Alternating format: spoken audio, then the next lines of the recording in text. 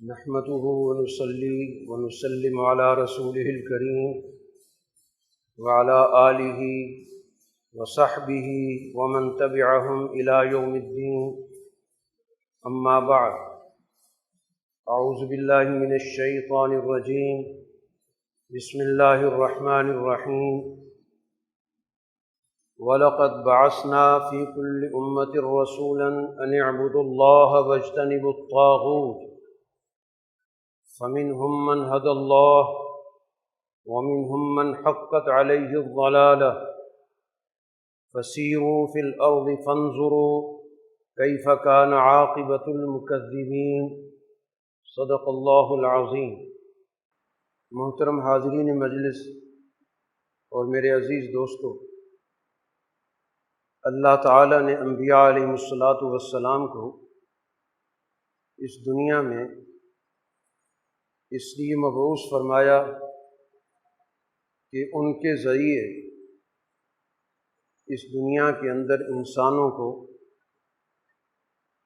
اللہ کی بندگی کا درس دیا جائے اور اللہ کی بندگی کا لازمی تقاضا غیر اللہ کی غلامی سے انکار ہے.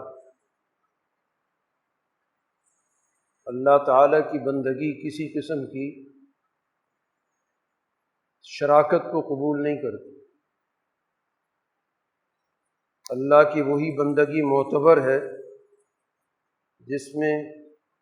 کسی اور کو اس کے ساتھ شریک نہ بنایا جائے. اسی لیے قرآن حکیم نے جس جرم کی اور جس گناہ کی سب سے زیادہ مذمت کی، بلکہ اس کو ناقابل معافی جرم قرار دیا، وہ شرک کا گناہ ہے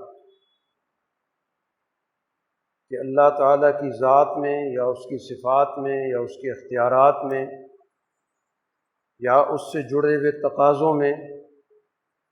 کسی کو بھی کسی بھی درجے میں شریک کیا جائے.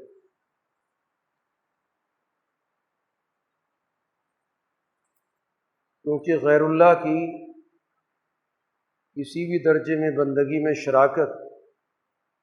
یہ در حقیقت انسان کو اس دنیا میں غلام بناتی ہے، اور یہ بندہ خالص اللہ کا ہے. کسی بھی صورت میں کسی کو اس بات کا حق نہیں دیا گیا کہ وہ اس انسان پر اپنی بالادستی، اپنی اجارہ داری قائم کرے.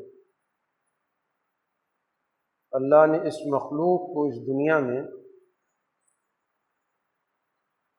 اپنے علاوہ کسی کی غلامی، کسی کی بندگی سے سختی کے ساتھ منع کر دیا، اور یہ ہر نبی کا مشن ہے. قرآن حکیم اسی کو واضح کرتا ہے. وَلَقَدْ بَعَثْنَا فِي كُلِّ أُمَّةٍ رَسُولًا. ہم نے ہر امت میں، ہر انسانی اجتماع میں رسول بھیجا اس بنیادی پیغام کے ساتھ کہ ان اعبدوا اللہ، کہ اللہ کی بندگی کرو، واجتنبوا الطاغوت، اور اس کے مقابلے پر جو اللہ کی بندگی کے مقابلے پر انسانوں سے اپنی تابعداری چاہتا ہے، اپنے سامنے جھکانا چاہتا ہے، اپنے قوانین ان پر مسلط کرنا چاہتا ہے، اس سے اجتناب برتو، اس سے دور رہو. اسی کو قرآن حکیم نے طاغوت سے تعبیر کی. تو ایسا نہیں ہو سکتا کہ کچھ کام، کچھ اختیارات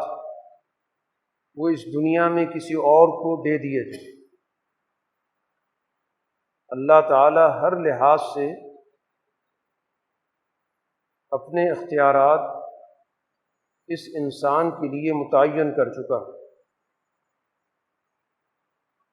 یہ تمام انبیاء کا قرآن نے مشن بتایا۔ اب اس کے بعد کچھ وہ لوگ ہیں جو اس بات کو سمجھ لیتے ہیں،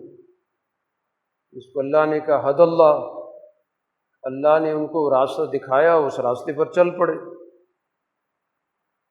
اور کچھ ایسے ہیں کہ اپنی بدبختی کی وجہ سے ان پر گمراہی نافذ ہوئی۔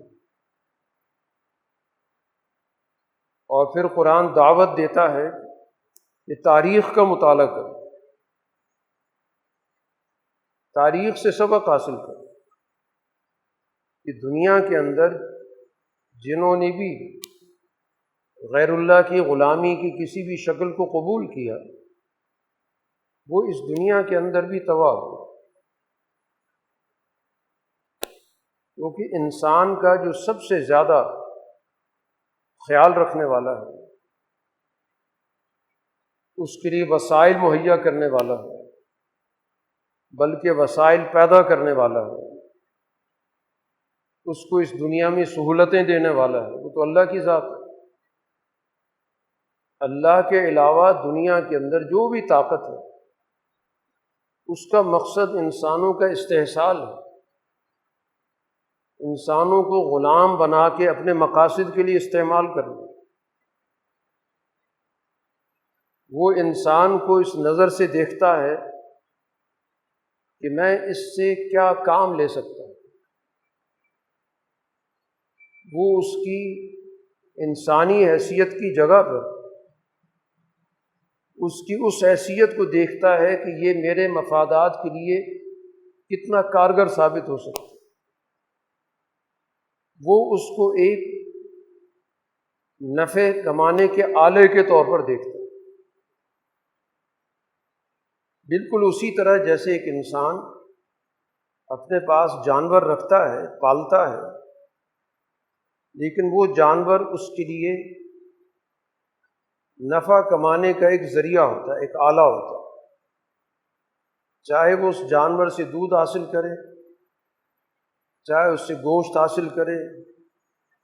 چاہے اس پہ سواری کرے، کوئی بھی مقاصد ہے، وہ گویا انسانی مفاد کے لیے اللہ نے اس کو پیدا کیا۔ تو دنیا کے اندر کچھ ایسے انسان نما افراد ہوتے ہیں جو باقی انسانوں کو بھی اسی نظر سے دیکھتے ہیں کہ ان کو ہم کیسے آلہ کار بنا کر ان سے فائدہ اٹھا سکتے ہیں، اور جو ان کا آلہ کار نہیں بنتا تو پھر وہ اس کی زندگی کے خاتمے سے بھی دریغ نہیں کرتے، ان کے لیے اس کا وجود بے معنی ہو جاتا۔ یہ جو ذہنیت ہے، اسی ذہنیت کو قرآن حکیم نے ہر دور کے مختلف حکمرانوں اور جابروں کے عنوان سے ذکر کیا۔ یہی فرعونی ذہنیت ہے، یہی قارونی ذہنیت ہے، یہی نمرود کی ذہنیت ہے، یہی ابو جہل کی ذہنیت ہے، قیصر و کسریٰ کی ذہنیت ہے، اور آج کے دور تک جو دنیا کے اندر اپنے آپ کو سب سے بڑا ملک کہتا ہے، اس کی ذہنیت ہے۔ امریکہ کی ذہنیت بھی پوری دنیا کے حوالے سے یہی ہے کہ میں کس سے کیا فائدہ اٹھا سکتا ہوں، اور جو اس فائدے کے راستے میں رکاوٹ بنے گا تو میں نے کیسے اس کو نیچا دکھانا، کیسے میں نے اس پہ دباؤ ڈالنا، کس طرح میں نے اس کو مجبور کرنا ہے کہ وہ اس کے تابع ہو کر اس دنیا کے اندر کردار ادا کرے۔ تو یہ ذہنیت ہر دور کے اندر رہی، اور انبیاء علیہ الصلاۃ والسلام اور ان کے جو وارثین ہیں وہ اس ذہنیت کے خلاف جدوجہد کرتے، بیداری پیدا کرتے، اس کے خلاف شعور دیتے، انسانوں کو جو سب سے بڑا اور بنیادی سبق سکھاتے ہیں وہ یہی سکھاتے ہیں کہ انہوں نے غیر اللہ کی غلامی کا انکار کرنا، اس کو برداشت نہیں کرنا۔ وہ بار بار انہیں احساس دلاتے ہیں کہ اللہ نے اس انسان کو اس دنیا کے اندر تمام مخلوقات سے آزاد بنا، کسی مخلوق کا تابع نہیں، کسی بھی درجے میں کوئی بھی مخلوق، جاندار ہے، بے جان ہے، بڑی ہے، چھوٹی ہے، طاقتور ہے، وسائل والی ہے، کسی بھی طاقت کا وہ غلام نہیں ہو سکتا۔ انبیاء کا مشن یہی ہوتا ہے، اور انبیاء ہمیشہ اپنے اپنے دور میں جس جگہ بھی ان کی بعثت ہوتی ہے، جس جگہ بھی اللہ تعالیٰ ان کو اپنا مشن دے کر بھیجتا ہے، ان کی زندگی کے شب و روز اسی چیز میں صرف ہوتے ہیں کہ لوگوں کو شعور دیا جائے اللہ کی بندگی اور غیر اللہ کی غلامی سے نکلنے۔ یہ دونوں چیزیں لازم ملزوم کہ جو اللہ کا بندہ بنے گا وہ دنیا کا سب سے زیادہ آزادی کو سمجھنے والا، آزادی کو حاصل کرنے والا اور آزادی کا شعور رکھنے والا ہو۔ یہ اس بندگی کا لازمی تقاضا ہے، اور اگر اس بندگی کے اندر کمی آتی ہے تو پھر بہت ساری غلامیاں اس پر متوجہ ہو جاتی ہیں، اس کو پست کرتے ہیں، اس کو سیاسی طور پر کمزور کرتے ہیں، معاشی طور پر اس کو محتاج بناتے ہیں، معاشرتی طور پہ اس کو پسماندہ کرتے ہیں۔ تو اس وجہ سے انسانوں کے لیے آزادی کا حصول یہ بڑی بنیادی شرط ہے، کیونکہ اللہ نے دنیا میں جو شریعت بھیجی ہے، ہر نبی کے ساتھ ایک شریعت، ایک قانون بھیجا، اس شریعت پر وہی انسان عمل کر سکتا ہے جو اس دنیا میں غیر اللہ کی غلامی سے آزاد ہو۔ ایک غلام انسان شریعت کے پورے تقاضے نہ سمجھ سکتا ہے، نہ عمل کر سکتا ہے، اور اللہ دنیا میں شریعت بھیجتا ہے اس لیے کہ اس پہ عمل درآمد ہو، اس شریعت کا معاشرہ پیدا ہو، اس شریعت کا نظام قائم ہو، اس شریعت کی روشنی میں لوگ اپنے اخلاق کو بہتر سے بہترین بنائیں۔ تو اب ایک آزاد انسان تو ان تقاضوں کو سمجھے گا بھی، پورا بھی کرے گا۔ جو جکڑا ہوا انسان ہے، پابند انسان ہے، غلام انسان ہے، وہ شریعت کے ایک بہت بڑے حصے پہ عمل کر ہی نہیں سکتا۔ تو اس وجہ سے انبیاء سب سے پہلے اپنی دعوت کا آغاز ہی اس بنیادی نقطے سے کرتے ہیں کہ اپنے ذہنوں سے سب سے پہلے غیر اللہ کی غلامی کو نکالو، کھرچ دو، نکال دو، تاکہ اس کے بعد تمہیں پتہ چلے کہ تم نے دنیا کے اندر کس کس شعبے میں آزادی حاصل کرنی ہے۔ اپنی سیاسی جکڑ بندی کیسے توڑنی ہے،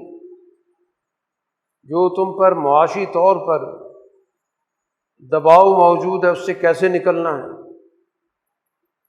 معاشرتی طور پر تمہارے درمیان جو طبقات پیدا کر دیے گئے ان طبقات کا کیسے خاتمہ کرنا ہے۔ یہ ساری حکمت عملی وہی ذہن سوچتا ہے، وہی حکمت عملی بناتا ہے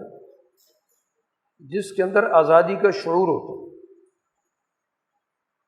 اس لیے انبیاء علیہ الصلاۃ والسلام سب سے پہلے توحید کے اعلان کے ذریعے لوگوں کو غیر اللہ کی غلامی سے آزادی کا شعور دیتے۔ سب سے پہلے وہاں سے جکڑ بندی دور کرتے، اس بوجھ سے ان کو نکالتے۔ قرآن حکیم نے رسول اللہ صلی اللہ علیہ وسلم کی صفات میں سے ایک صفت ذکر کی، اور اس کا بھی حوالہ قرآن نے تورات اور انجیل کا دیا کہ تورات اور انجیل میں رسول اللہ صلی اللہ علیہ وسلم کا ذکر ہے اور آپ کے مشن کا ذکر ہے کہ وہ دنیا میں آ کے کیا کردار ادا کریں، تو ان کی کئی صفات قرآن نے وہاں پہ ذکر کی کہ تورات اور انجیل میں یہ مضمون موجود تھا۔ تو انہی میں سے قرآن نے ذکر کیا وَيَضَعُ عَنْهُمْ إِصْرَهُمْ وَالْأَغْلَالَ الَّتِي كَانَتْ عَلَيْهِمْ، کہ وہ رسول دنیا میں جب آئے گا تو جو لوگ بہت ساری اپنی اوپر انہوں نے پابندیاں عائد کی ہوں گی یا دوسروں نے ان پہ پابندیاں لگا رکھی ہوں گی، بہت ساری ان پہ بوجھ لادے ہوئے ہوں گے، بہت ساری بیڑیاں ان کو پہنا رکھی ہوں گی، بہت سارے ان کے ہاتھوں پہ کڑیاں بندھی ہوئی ہوں گی، ان کی سوچیں پست ہوں گی، وہ نبی آ کر ان سب کو اٹھائے گا، وَيَضَعُ عَنْهُمْ، ان سے اٹھائے گا، ان کو آزاد کرے گا، ان کے ذہنوں کو آزاد کرے گا، ان کے پاؤں سے وہ بیڑیاں توڑنے کا شعور دے گا، ان کو صحیح فیصلہ کرنے کے لیے ان کے ہاتھوں کو آزاد کرائے گا۔ یہ رسول اللہ صلی اللہ علیہ وسلم کی زندگی کے بارے میں قرآن حکیم نے آپ کے مشن کے طور پہ ذکر کیا اور گزشتہ کتابوں کے حوالے سے ذکر کیا، اور رسول اللہ صلی اللہ علیہ وسلم نے اس مشن کو مکمل کیا۔ اس وجہ سے نبی کی بنیادی دعوت دنیا کے اندر یہ غلامی سے نکلنے کی دعوت ہوتی ہے، اور جو غلامی پیدا کرنے والے ہوتے ہیں ان کے خلاف جدوجہد کی دعوت ہوتی ہے۔ ایک سچا دین اور نبی کی دعوت غلامی کے ساتھ جمع نہیں ہو سکتی۔ کبھی بھی غلام معاشرے کے لیے نبی شریعت لے کے نہیں آتے۔ اللہ تعالیٰ نے موسیٰ علیہ السلام کو پیغمبری کے منصب پہ فائز کیا تو تورات نہیں دی، جو ان کا قانون تھا وہ نہیں دیا، ان کو کہا سب سے پہلے جا کے تم نے اپنی قوم کو آزاد کرانا، جائیں فرعون کے پاس اور اس سے کہیں کہ بنی اسرائیل کو آزاد کرو۔ جب ایک طویل جدوجہد کے بعد فرعون غرق ہوا اور بنی اسرائیل آزاد ہوئے تو اس کے بعد اللہ تعالیٰ نے ان کو کوہ طور پہ بلایا، 40 دن کا انہوں نے اعتکاف کیا اور وہاں پر اللہ نے ان کو تورات دی کہ اب یہ قوم تمہاری آزاد ہو گئی ہے،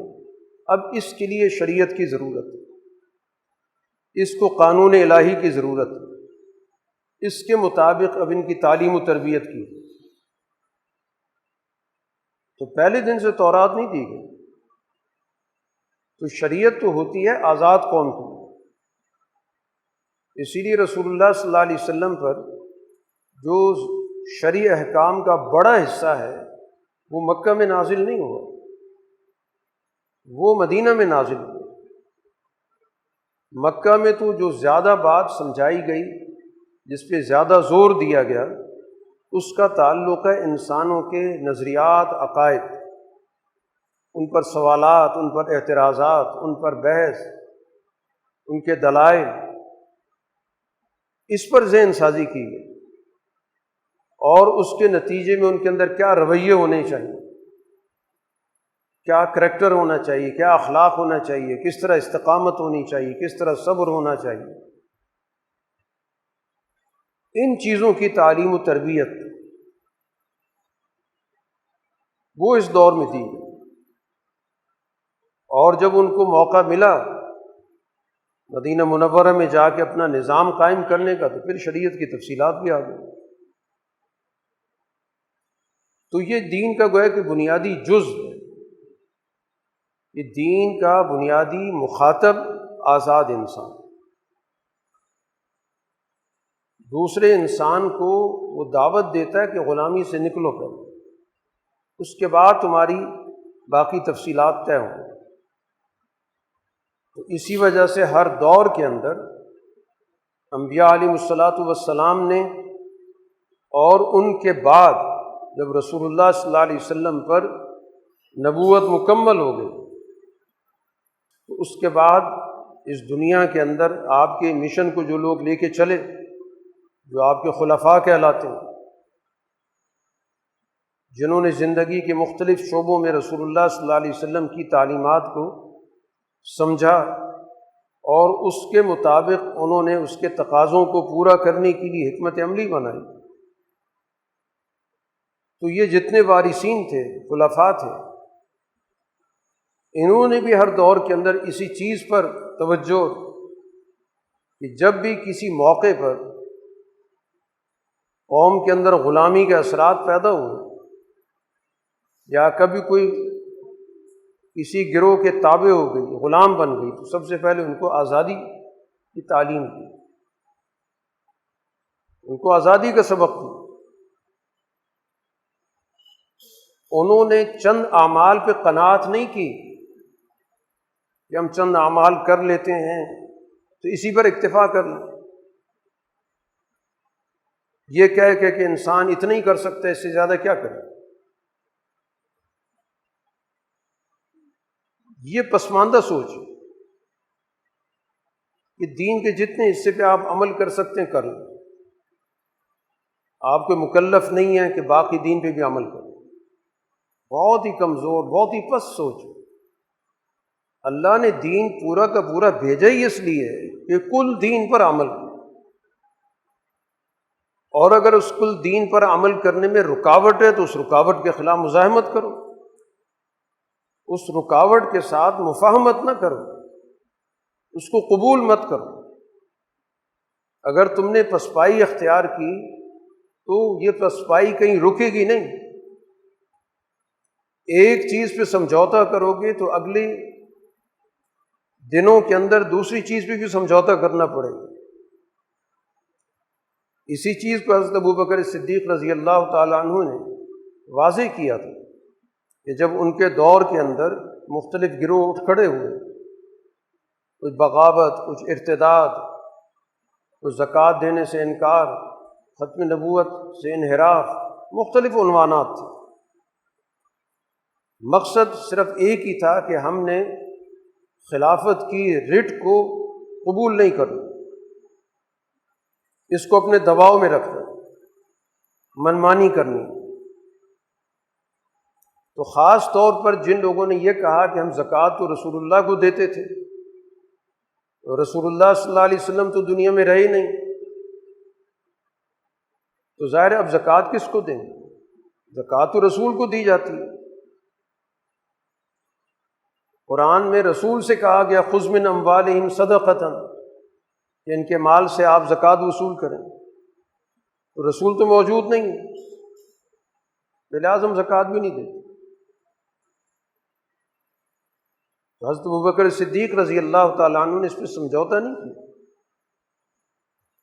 کہ چلیں زکوٰۃ نہیں دیتے، باقی تو دین پہ عمل کر رہے ہیں،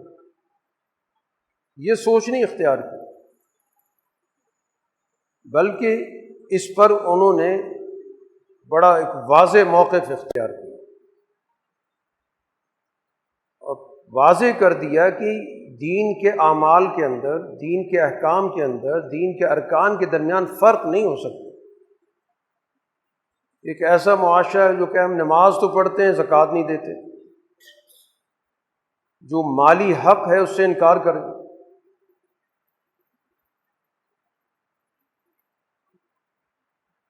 کئی بڑے بڑے حضرات نے مشورہ بھی دیا کہ جو ظاہری حالات ہیں اس وقت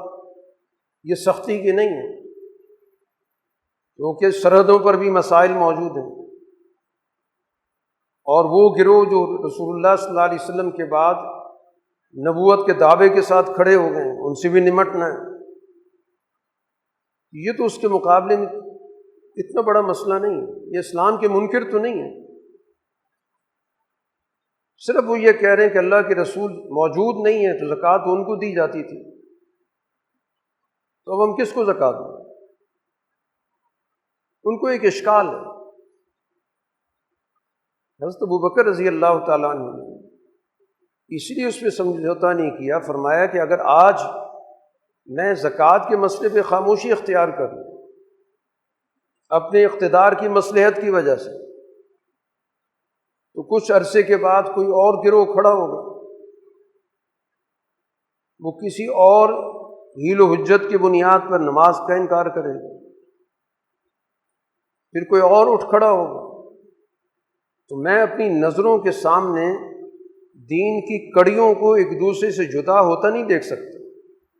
جب ایک کڑی نکلے گی تو پھر دوسری کڑی بھی نکلے گی۔ اس لیے یہ معمولی معاملہ نہیں ہے۔ اور چنانچہ جب انہوں نے اپنی استقامت فکر کا اظہار کیا تو تمام جماعت کو شرح صدر ہوئی، بڑی اصولی بات فرمائی۔ تو دین اپنا پورا نظام چاہتا ہے، اس لیے کسی ایک حصے پہ عمل نہیں ہو رہا تو اس صورت میں اس حصے پر عمل کی حکمت عملی تلاش کرنی ہے، اس سے صرف نظر نہیں ہو سکتا کہ یہ کہہ کہ تسلی دے دی جائے کہ ہم دین کے 60% پہ عمل کرتے ہیں، 70% پہ عمل کرتے ہیں، تو کوئی بات نہیں 30% رہ جائے۔ ایسا نہیں ہوتا۔ دین کے احکام اپنے نتائج مکمل نظام سے دیتے، نتیجہ پیدا ہی نہیں ہو سکتا۔ تو اس وجہ سے جو رسول اللہ صلی اللہ علیہ وسلم کے وارثین ہوئے، انہوں نے بھی ہر دور کے اندر دین کے تقاضوں کے مطابق جب اس چیز کو محسوس کیا کہ اب معاشرے کے لیے دین پر مکمل عمل کرنے میں رکاوٹیں آ گئیں، کسی اور طاقت کی حکومت قائم ہو گئی، قوانین اس کے ہاتھ میں چلے گئے، تو اس کے خلاف انہوں نے لوگوں کو شعور دیا۔ جیسے ذکر کیا تھا کہ حضرت شاہ عبد العزیز محدث دہلوی رحمۃ اللہ علیہ نے اپنے فتوے کے اندر واضح کیا کہ نماز پڑھنے پہ کوئی پابندی نہیں ہے، جمعے کا بھی اجتماع ہوتا ہے، عیدین کا بھی اجتماع ہوتا ہے، لیکن جو بنیادی نظام ہے، مالیاتی نظام ہے، تعزیرات کا نظام ہے، عدالتی نظام ہے، یہ نظام تو مسلمان کے ہاتھ سے نکل چکا۔ اسی بنیاد پر انہوں نے اس بر صغیر، اس خطے کی شرعی حیثیت متعین کی۔ اب اس کی شرعی حیثیت کیا ہے، یہاں کے رہنے والوں کو کیا کردار ادا کرے؟ تو جو انہوں نے عنوان دیا تھا دارالحرب کا، اس کا بنیادی مقصد یہ بتانا تھا کہ اب یہاں کے رہنے والوں پر اپنے دین کے غلبے کے لیے جد و جہد لازم ہو چکی، اس فکر کے مقابلے پر، اس نظام کے مقابلے پر مزاحمت ان پر لازم ہو چکی، جس نے ان سے دین کا ایک بڑا حصہ چھین لیا، اس کے عمل درآمد کو معطل کر دیا۔ تو اس معطل حصے سے مفاہمت نہیں ہو سکتی کہ اس کو قبول کر لیا جائے، اور یہ کہہ کے قبول کر لیا جائے کہ اب زوال ہے، زوال میں تو مزید ہی آگے بڑھنا،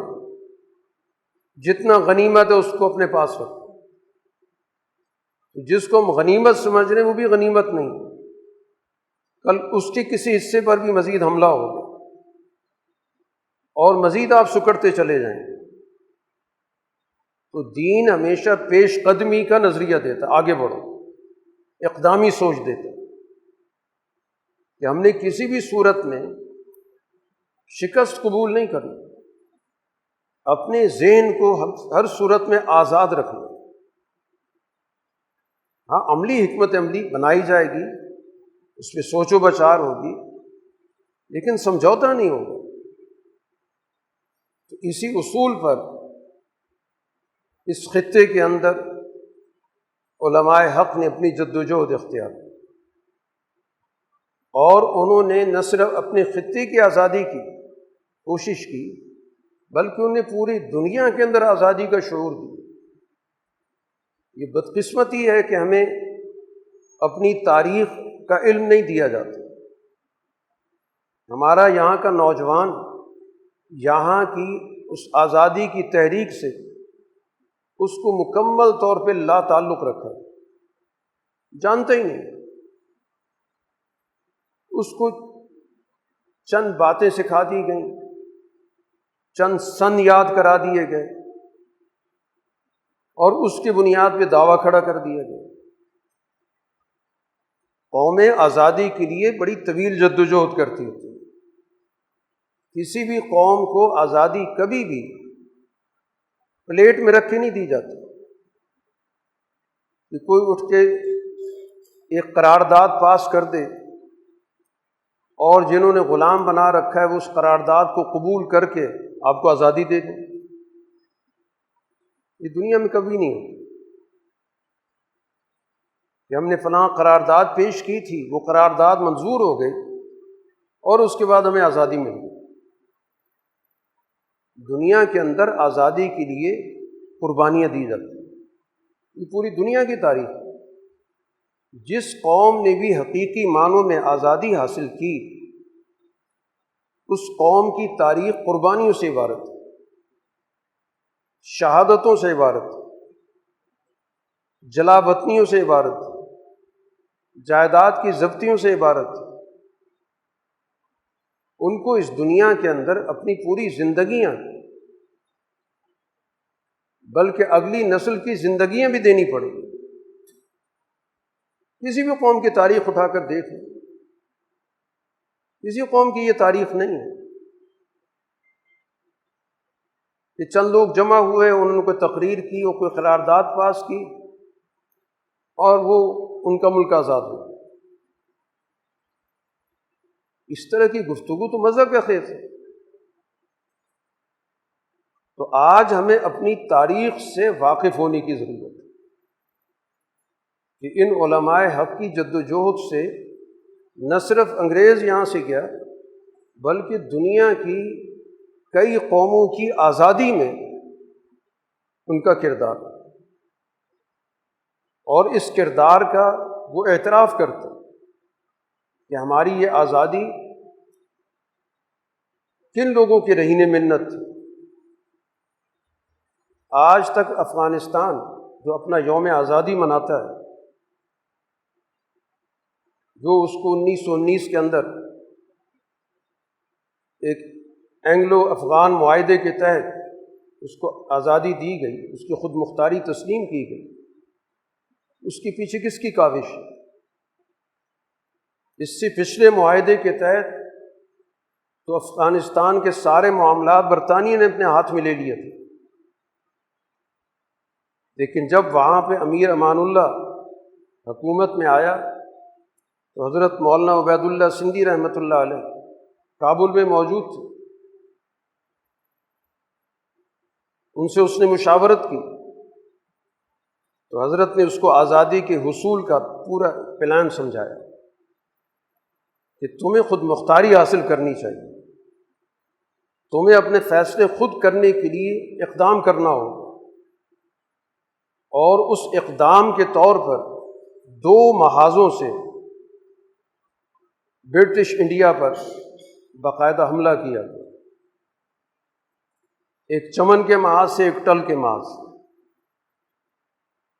اور ان محاذوں پہ ایک جگہ پہ خود حضرت سندھی موجود ہے اور ایک جگہ پر ان کے شاگرد موجود ہیں۔ پھر ادھر سے خطوط لکھوا دیے پورے دنیا کے ممالک کو کہ برٹش انڈیا جو ہے ہم پہ حملہ آور ہو رہا ہے، ہماری آزادی چھیننا چاہتا ہے، یوں گویا کہ دنیا کے اندر ایک دباؤ پیدا کیا، اور جنگ کے محاذ میں بھی کامیابی حاصل کی۔ تو بالآخر برٹش انڈیا مجبور ہوا کہ اس کے ساتھ بات چیت کرے، معاہدہ کرے اور تسلیم کرے کہ ہم افغانستان کو ایک آزاد ملک مانتے ہیں۔ چنانچہ خود امیر امان اللہ نے اس کا اعتراف کیا۔ جب حضرت شیخ الہند مولانا محمود حسن رحمۃ اللہ علیہ کی وفات ہوئی تو کابل کے اندر سرکاری سطح پر تعزیتی اجلاس ہوا جس میں امان اللہ موجود، حضرت سندھی موجود، تو وہاں اس نے کہا کہ جس کام کو شیخ الہند نے شروع کیا تھا، میری خواہش ہے کہ میں اس کام کو میں مکمل کروں۔ دنیا اعتراف کرتی، اسی طرح خود ترکی کی آزادی، اس میں اس جماعت کا کردار ہے۔ جب ترکی میں شدید قسم کا دباؤ تھا اور اس کی پوری کی پوری جغرافیائی حیثیت کو ختم کرنے کے منصوبے بن رہے تھے۔ حضرت سندھی وہیں کابل میں موجود ہیں، امیر امان اللہ تک خبر پہنچتی ہے کہ یہ سارے جو یورپ کے ممالک ہیں یہ مل کے ترکی کے خاتمے کی تدبیر سوچ رہے ہیں۔ مولانا سندھی ایک دفعہ پہنچے تو دیکھا امان اللہ کافی پریشان بیٹھا ہے، پوچھا کیا معاملہ ہے؟ کہا کہ یہ خبر ملی ہے کہ ترکی کا مکمل خاتمہ کیا جا رہا ہے، ترکی نام کی سلطنت ختم کی جا رہی ہے۔ تو سندھی نے کہا کہ آپ فوراً 3 بڑے بڑے ملکوں کو خط لکھیں، جاپان کو، اٹلی کو، فرانس کے حکمرانوں کو خط لکھیں اور بتا دیں کہ اگر ایسا فیصلہ ہوا تو اس کے نتائج بہت برے ہوں گے، اس کو کسی بھی صورت میں امت مسلمہ قبول نہیں کرے گی، اس کے خلاف بڑا شدید رد عمل ہو۔ اور وہ خطوط انگریزی کونسلر کے ذریعے بھجوائے، کیونکہ اس دور کے اندر وہاں سے باہر کی ڈاک جانے کا ایک ہی ذریعہ تھا، جو وہاں پر کابل کے اندر انگریزوں کا کونسلیٹ تھا، اس کے ذریعے باہر کی ڈاک جایا کرتی تھی۔ تو اس کے ذریعے جب خطوط یہاں پہنچے، ان نے سنسر کیا کہ افغانستان کے حکمران نے کیا خط بھیجے ہیں، اس میں لکھا ہوا کیا ہے۔ ان کو پتہ چل گیا کہ اس کے اندر تو ان کو تنبیہ کی گئی ہے، تو فوراً یہاں کا وائسرائے وہ برطانیہ رابطہ کرتا ہے وزیر اعظم سے کہ حالات بہت خراب ہیں، ہم نے کچھ خط پکڑے ہیں، ہو سکتا ہے کسی اور ذریعے سے بھی خط پہنچے ہوئے ہیں۔ تو فوراً ہی وہ وزیر اعظم دوڑا لوزان پہنچا، لوزان میں کانفرنس ہو رہی تھی، اور وہاں پر ان کو تسلیم کرنا پڑا کہ ہم ترکی کو بطور ترکی قائم رکھیں، صرف ایک ہماری شرط ہے کہ یورپ کے کسی ملک کا یہ قانون اپنے یہاں نافذ کر۔ تو اس لوزان کانفرنس کے نتیجے میں ترکی کی آزادی کی حفاظت ہوئی، اور اس کو مصطفیٰ کمال سمجھتا تھا، جانتا تھا کہ یہ سارا عمل کیسے ہوا، کہاں سے ہوا۔ جب حضرت سندھی ترکی گئے، اس نے باقاعدہ اعتراف کیا کہ آپ کی کاوش کی وجہ سے ہم اس قابل ہوئے کہ ہمارا ملک جو ہے بچا ہے۔ تو یہ وہ جماعت ہے کہ جس نے دنیا کی ملکوں کی آزادی میں کردار ادا کیا، اور بدقسمتی ہے کہ اس کا تعارف ہمارے ملک میں نہیں، ہمارے نصاب میں نہیں، اس کا کسی درجے میں کوئی اعتراف موجود نہیں۔ نوجوان نسل کو اپنے ان بزرگوں کے کردار سے اگر متعارف کرایا جائے تو ان کا کتنا حوصلہ بلند ہوگا کہ ہم نے دنیا کی تاریخ میں اپنا کردار ادا کیا، ہم نے قوموں کو آزاد کرایا۔ آج کتنی قومیں ہیں جو ہماری اس جدوجہد کے نتیجے میں اپنے پاؤں پہ کھڑی ہیں۔ حضرت مولانا ابوالکلام آزاد رحمۃ اللہ علیہ نائب وزیر اعظم کے طور پہ مصر کا دورہ کرتے ہیں تو جمال عبد الناصر بسرعام اعتراف کرتا ہے کہ آپ کی حکمت عملی کی وجہ سے ہمیں یہاں پر لاہ عمل ملا کہ ہمیں کیسے آگے بڑھنا چاہیے۔ ہم آپ کو صرف ہندوستان کا لیڈر نہیں بلکہ تمام افرو ایشیائی اقوام کا لیڈر مانتے ہیں۔ اور پھر حضرت کی جب وفات ہوئی تو اس میں بھی اس نے تعزیت نامہ جاری کیا، اس میں اعتراف کیا کہ بڑے اونچے ذہن کے لوگ۔ الجزائر کی تاریخ آزادی کو اٹھا کر دیکھیں کہ اس تاریخ آزادی کے اندر بھی اس جماعت کے لوگوں کا کردار ہے۔ تو بتانے کا مقصد یہ ہے کہ دنیا کے اندر اس جماعت نے صرف اپنے کوئی بچاؤ کا نظام نہیں بنا رکھا تھا، ان پہ کچھ دباؤ تھا، اپنی حفاظت کے لیے کوئی اقدامات کر رہے تھے۔ وہ سمجھتے تھے کہ آزادی کا حصول قوموں کے لیے یہ موت و حیات کا مسئلہ ہوتا ہے، اور ہم نے صرف اپنی علاقے، اپنے خطے، اپنے ملک کی آزادی کے لیے جدوجہد نہیں کرنی، ہم نے دنیا کے اندر ہر مظلوم قوم کو آزادی دلانی، اس کے لیے جدوجہد کرنی۔ جب یہ خطہ آزاد ہوا، ہندوستان آزاد ہوا، اس کے بعد آپ دیکھ لیں کتنے ملک آزاد ہوئے، پوری ایک لائن لگی ہوئی، گویا ہندوستان کی غلامی سے کتنے ملک غلام تھے، اور جب اس خطے کو آزاد کرایا گیا تو بہت سارے ملک اس کے نتیجے میں آزاد ہونا شروع ہو گئے۔ یہ پوری تاریخ ہے جس کے مطالعہ کرنے کی ضرورت ہے، اور اس خطے کی آزادی کے اندر جو حقیقی مجاہدین آزادی ہیں ان کے کردار کو سمجھنے کی ضرورت ہے، جہاں پر ان کے کردار کو مسخ کر دیا جاتا ہے، باوجود اس کے کہ یہ خطہ تقسیم ہو گیا اور اس حصے کے اندر مسلمانوں کی تعداد مشکل حالت میں چلی گئی، لیکن اس کے باوجود جو وہاں پر اس تحریک آزادی کے لوگ موجود تھے ان نے اپنا کردار ادا کیا۔ اس ملک کو انہیں ہندو ملک نہیں بننے دیا، ورنہ پاکستان کے بننے کے بعد ایک مسلم ملک وجود میں آ گیا ہے تو اس کا رد عمل لازمی طور پر یہ ہونا تھا۔ ان کے یہاں تحریکات موجود ہیں کہ اس ملک کو باقاعدہ سرکاری آئینی دستوری طور پر ہندو ملک ڈکلیئر کر دیا، لیکن ایسا نہیں ہو سکتا۔ ان کے آئین کے اندر کسی مذہب کا ذکر نہیں، باقی عملی مسائل یقیناً ہیں، ان کے یہاں بھی انتہا پسند موجود ہیں، فرقہ پرست موجود ہیں جنہوں نے مسلمانوں کی زندگی تنگ کر رکھی،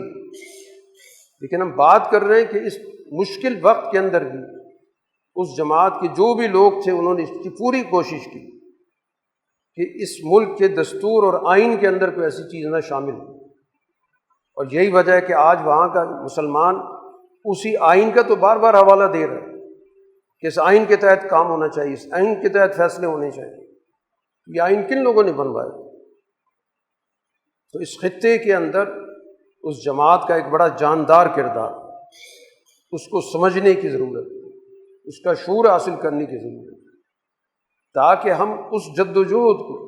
سمجھ کر اس کو آگے لے کے کہ جب آپ جغرافیہ آزاد کرا لیتے ہیں تو پھر اگلا مرحلہ ہوتا ہے وہاں کے نظام کو ختم کرنا، جس نظام کی وجہ سے معاشرے کے اندر مسائل پیدا ہوتے ہیں، یہ اگلا مرحلہ ہوتا ہے۔ جغرافیہ کس کی آزاد کرایا جاتا ہے؟ وہاں پہ اپنا سسٹم قائم، عدل قائم، ظلم کی باقیات کا خاتمہ۔ ہم اس دور کے اندر موجود ہیں کہ ہمیں اس آزادی کی مشن کو پایہ تکمیل تک پہنچانا ہے۔ اس خطے کے وسائل اس خطے کے لوگوں کے لیے استعمال ہونی چاہیے۔ ہمارے وسائل کے بارے میں کسی اور کو حق نہیں کہ وہ فیصلے کرتا پھرے، وہ بتائے کہ ہمارے پاس کیا ذخائر موجود ہیں اور وہ فیصلے کرے کہ کیسے تقسیم ہوں گے اور کس کو ایکسپورٹ ہوں گے۔ ہمارے اندر یہ شعور پیدا ہونا چاہیے کہ یہ خطہ جب ہمارا ہے اور ہمارے بزرگوں نے طویل جد و جہد کے ذریعے قربانیاں دے کے ایک دور مکمل کیا، تو اب اگلا دور یہ ہے کہ اس کی باقیات کا خاتمہ کیا۔ وہ باقیات کیا ہیں؟ یہاں کا یہ نظام ہے جس کے ذریعے اس نے اس ملک کے اندر جبر قائم کیا تھا۔ اس نظام کی باقیات نہیں اس ملک کو جکڑا ہوا۔ آج جو یہ ملک بے حال ہے، بدحال ہے، قرضوں پہ قرضے اس پر چڑھے ہوئے ہیں، بد امنی اس کے اندر موجود ہے، اس ملک کے اندر یہاں کے لوگوں کو ایک دوسرے سے الجھایا ہوا ہے، یہ سارا کا سارا اسی نظام کی باقیات ہے۔ وہی قوانین جو انگریز دور کے اندر غلامی کے لیے بنے تھے وہ قوانین آج تک موجود ہیں۔ تو یہ جد و جہد جو اس دور کے اندر اس ولی اللہ جماعت نے کی ہے، یہ آج کے نوجوان کی ذمہ داری ہے کہ اس جد و جہد سے واقفیت حاصل ہے اور اس کے نتیجے میں آج اپنے دور اپنے کردار کا تعین کریں کہ ہمارا کیا دور ہے، ہمارا کیا کردار ہونا چاہیے، ہم نے اس آزادی کو کیسے پایہ تکمیل تک پہنچانا، کس طرح ہم نے اپنے ملک کو اپنے پاؤں پہ کھڑا کرنا، کیسے ہم نے ملک کی حیثیت کو دنیا کے ممالک میں منوانا ہے، کس طرح قوموں کے ایوان کے اندر اس کی عزت بحال کرنا، یہ ہماری ذمہ داری ہے۔ لیکن یہ اسی صورت میں پوری ہوگی کہ جب ہمیں اپنی تاریخ کا شعور ہو کہ ہماری تاریخ کیا ہے اور ہم نے اس خطے کے اندر کیا کردار ادا کیا۔ ہمارے بزرگوں نے کیا کیا قربانیاں دی، کس طرح انہوں نے اپنی پوری کی پوری زندگی اس کام کے لیے وقف کر دی، صرف کر دی۔ انہوں نے اپنے کسی ذاتی غرض کو پیش نظر نہیں رکھا، اپنے خاندان اس مقصد کے لیے اجاڑ دی، اپنی ذاتی زندگیاں تباہ کر دی، اپنی صحتیں تباہ کر دی، اپنی ساری ترجیحات ختم کر دی، صرف اس مقصد کے لیے کہ ہماری قوم آزاد ہو، یہ اپنے پاؤں پہ کھڑی ہو جائے۔ ہمیں اس سے کسی قسم کا کوئی معاوضہ نہیں لینا۔ اسی وجہ سے جب ہندوستان نے حضرت مولانا حسین احمد مدنی کو ایوارڈ دینے کی کوشش کی تو انہوں نے اس کو قبول کرنے سے انکار کر دیا کہ ہم نے جدوجہد ان کاموں کے لیے نہیں کی کہ ہم یہ نشانات دیے جائیں اور ہمارے نام سے تقریبات ہوں۔ ہم نے تو اپنی قوم کی خدمت کی، ہمیں کسی سے کوئی معاوضہ نہیں چاہیے، کوئی سرکاری اعزاز قبول نہیں کی۔ تو یہ وہ بے لوث جماعت تھی کہ جس نے اس خطے کے اندر اپنے ذاتی اپنے علمی رجحانات سے اٹھ کر ان نے اعلیٰ درجے کے قومی مقاصد کے لیے جدوجہد کی۔ تو آج جو ہمیں 78 سال ہو چکے ہیں، اب یہ ہمارے سامنے یہ تاریخ ہے۔ یہ تاریخ کس چیز کی کہ ہم نے جو آزادی لی تھی اس آزادی کو کس کس طرح گنایا گیا، کس طرح اس کو نقصان پہنچایا گیا، کس طرح وہ سفر کو واپس کرنے کی کوشش کی، کس طرح ہم نے ان کو باہر نکالا تھا اور کس طرح اس کو اندر داخل کیا گیا، اور پھر اس نے باقاعدہ یہاں پہ ایک مفاد پرست طبقہ پیدا کر دیا جس کے اس نظام کے ساتھ مفادات ہیں، اس کے اس ملک سے کوئی مفادات نہیں، اس لیے وہ ملک کا سودا کرتا ہے، ملک کی معیشت پر ٹیکس مسلط کر کے اپنے ذاتی مفادات حاصل کرتا ہے، ملک کے نام سے قرضے لے کر وہ اپنی ذاتی زندگی کو سنوارتا ہے۔ تو ہمیں اس بات کا پورا شعور ہونا چاہیے کہ ہم اس راستے کو کیسے اختیار کر سکتے ہیں جس کے ذریعے ہم اس ملک کو واقعتاً ایک آزاد ملک بنا سکیں۔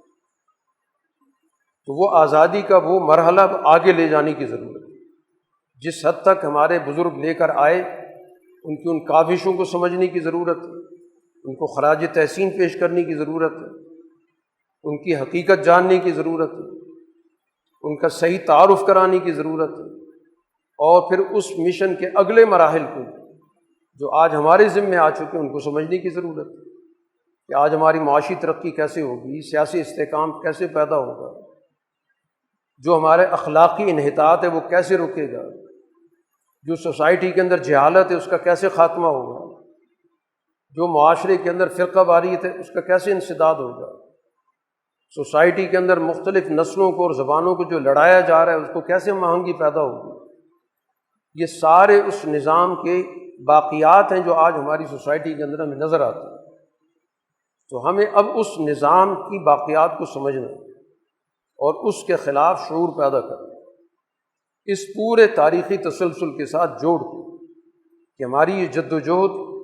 اس وقت سے جاری ہے کہ جب عملاً یہاں پر انگریز آیا اور ہمارے بزرگوں نے اس وقت بھانپا کہ اب صورتحال بدل چکی، تو وہاں سے جو جد و جہد شروع ہوئی ہے مختلف مراحل سے گزرتے گزرتے اور بالآخر ایک مرحلے تک پہنچی ہے۔ اب اگلا مرحلہ وہ قومی تشکیل کا ہے، قومی آزادی کا ہے، قوم کو اپنے پاؤں پر کھڑا کرنے کا، اس کے لیے ایک سسٹم کی ضرورت ہے، ایک نظام کی ضرورت ہے، ایک قومی سوچ کی ضرورت ہے، ایک ملی حمیت کی ضرورت ہے، ایک اعلیٰ درجے کی شعور کی ضرورت ہے۔ ان چیزوں کے ساتھ ہم نے اپنے آپ کو بھی لیس کرنا ہے اور اس پیغام کو ہمیں لوگوں تک پہنچانا ہے، حکمت عملی کے ساتھ، بے شعوری سے نکالنے کے لیے اعلیٰ درجے کا شعور دے کر، اور اس کے ساتھ ساتھ قومی سوچ پیدا کر، عدم تشدد کی حکمت عملی کے ساتھ۔ تشدد کی حکمت عملی نے اس ملک کو تباہ کیا، تشدد نے جوابی تشدد پیدا کیا، اور اس حکمت عملی کو باقاعدہ فروغ دیا گیا کہ سوسائٹی کے اندر تشدد کو بھڑکایا جائے، اسلحے کے کلچر کو فروغ دیا جائے، اور اس کے ذریعے سوسائٹی کے اندر سوچنے سمجھنے کے عمل کو بالکل ختم کر دیا۔ تو اس وجہ سے عدم تشدد کی بنیاد پر اعلیٰ درجے کی حکمت عملی اختیار کر کے اس قوم کے اندر، اس کے نوجوانوں کے اندر یہ احساس ذمہ داری پیدا کرنا، یہ ہماری بنیادی ترجیح ہونی چاہیے۔ ہماری ترجیحات درست نہیں، اسی صورت میں ہم دین کے تقاضوں کو پورا کر سکتے ہیں۔ دین اپنا نظام چاہتا ہے، کسی اور نظام کے ساتھ سمجھوتا نہیں کر سکتے۔ اور مذاہب کر سکتے ہیں، انہیں کیا ہوا ہے، کیونکہ ان کے پاس سسٹم موجود نہیں، چند رسم ہیں، چند عبادات ہیں، چند تہوار ہیں، تو وہ تو دنیا کے ہر نظام کو قبول کر لے۔ یہ دین تو اپنا پورا ایک سسٹم رکھتا ہے، معیشت کے اندر، سیاست کے اندر، اخلاق کے اندر، تعلیم کے اندر، روزمرہ کی زندگی کے اندر، آئلی زندگی کے اندر، ہر جگہ پر اس کی اپنی ایک بنیادی فکر، اس فکر کی بنیادی پہچان، اس سے واقفیت، اس کا شعور، یہ حاصل کرنا سب سے بڑی ذمہ داری ہے۔ اور پھر اس کے اساس پر سوسائٹی کے اندر ایک نظم قائم کرنا، اجتماعیت پیدا کرنا، اس اجتماعی سوچ کو آگے لے کے جانا۔ تو ایک باشعور اجتماعیت پیدا کرنا یہ آج ہماری ذمہ داری ہے، جو سوسائٹی کے مسائل کو صحیح تناظر میں سمجھے اور پھر اس کے مطابق حکمت عملی اختیار کرنے کی اس کے اندر جرأت موجود ہے۔ یہ آج ہماری ذمہ داری ہے کہ ہم نے بہت غفلت کی، ورنہ قوم آزادی کے بعد بڑی تیزی کے ساتھ اگلی منزلیں طے کرتے، وہ غلامی کے ورثے سے جلد از جلد نجات حاصل کرتے، لیکن ہماری آزادی کے ساتھ غلامی کا ورثہ گلے پڑا ہوا،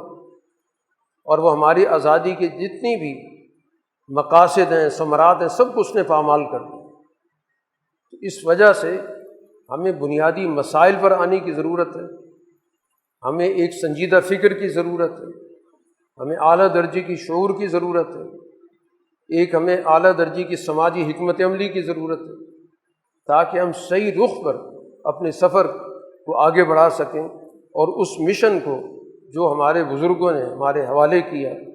اس خطے کے اندر ایک اعلیٰ درجے کا کردار ادا کر کے، مسلمہ کردار، صرف منہ میاں مٹھو والی بات نہیں ہے، یہ وہ کردار ہے جو تاریخ کے اوراق میں ثبت ہے، تسلیم شدہ ہے، اور دشمنوں نے مانا ہوا، اپنوں نے مانا ہوا، لیکن ہمارے یہاں اس کا تعارف نہیں۔ تو اس تعارف کو ہمیں زندہ کرنے کی ضرورت ہے، نوجوانوں کو اپنی تاریخ بتانے کی ضرورت ہے، اپنے تاریخ کا شعور دینے کی ضرورت ہے، اپنے جو سچے مجاہدین حریت ہیں ان کا تعارف کرانے کی ضرورت ہے، تاکہ ان کے اندر ایک حوصلہ پیدا ہو، ان کے اندر خود مختاری کی صلاحیت پیدا ہو، خود اعتمادی پیدا ہو، اور آگے بڑھنے کے لیے انہیں یہ حوصلہ ملے کہ ہم ان لوگوں سے تعلق رکھتے ہیں جنہوں نے اس خطے کے اندر ایک تاریخ ساز کردار ادا کیا۔ اللہ تعالی ہمیں صحیح معنوں کے اندر علم عطا کرے، شعور عطا کرے، سچے لوگوں کی پہچان عطا کرے، اور پھر ان کے نقش قدم پر ہمیں چلنے کی ہمت اور جرأت عطا فرمائے۔ بآخر دعوانا ان الحمد للہ رب العالمین۔